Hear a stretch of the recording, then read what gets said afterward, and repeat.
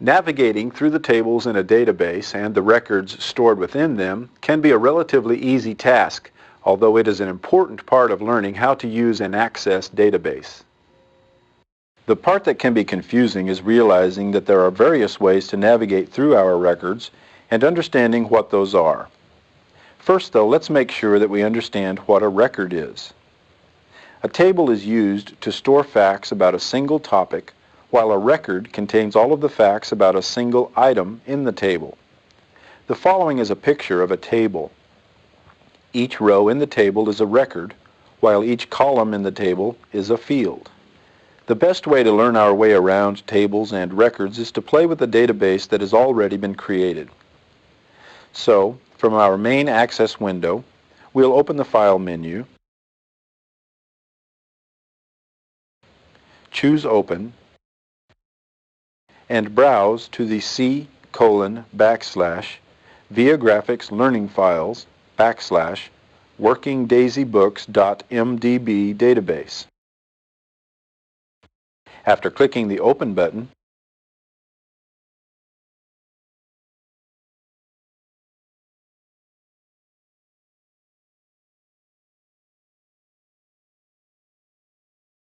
we will see the main window of this database called the Switchboard.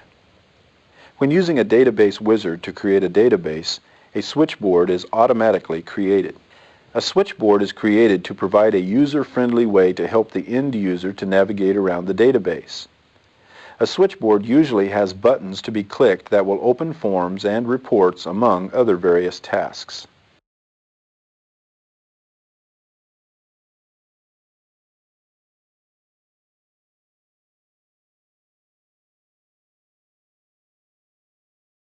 From the switchboard, we'll click on the second button titled Enter View Other Information. Now we click on the first button labeled Enter View Employees, and a form will appear with an employee name and their information. Records have already been entered into a table that this form is displaying.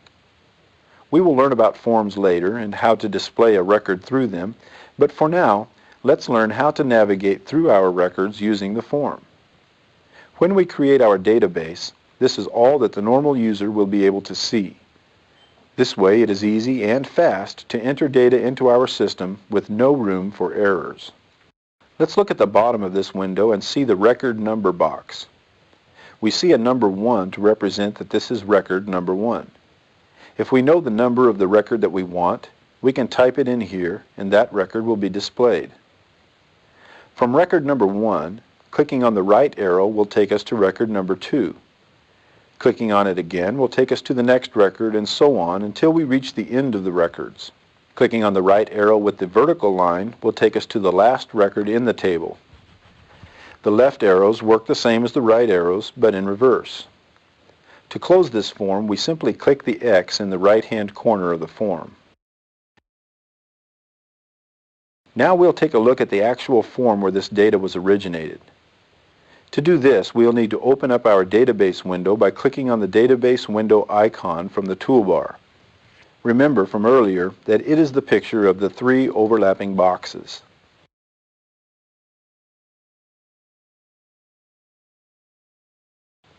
The window will appear, and we'll click on the Tables object from the left-hand pane.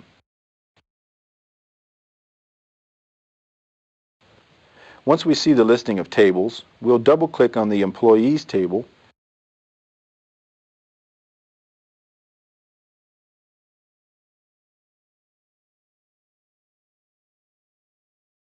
which will open up the datasheet view of the Employees table. Notice that the same information that we saw through the form is located here as well. Actually, this is where the data is stored, and we were just able to view it through the Employees form. Some of our columns are currently cut off, not allowing us to view all of the information. We can resize the column to fit the data within the column headings by double-clicking the right side of the column heading. We'll demonstrate using the email name column.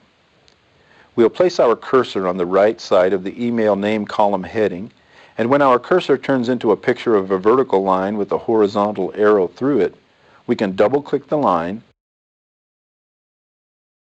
and our column resizes automatically. All of the columns and rows can be easily adjusted as well to make our table easier to work with. We'll leave this table open so we can use it more in the next exercise.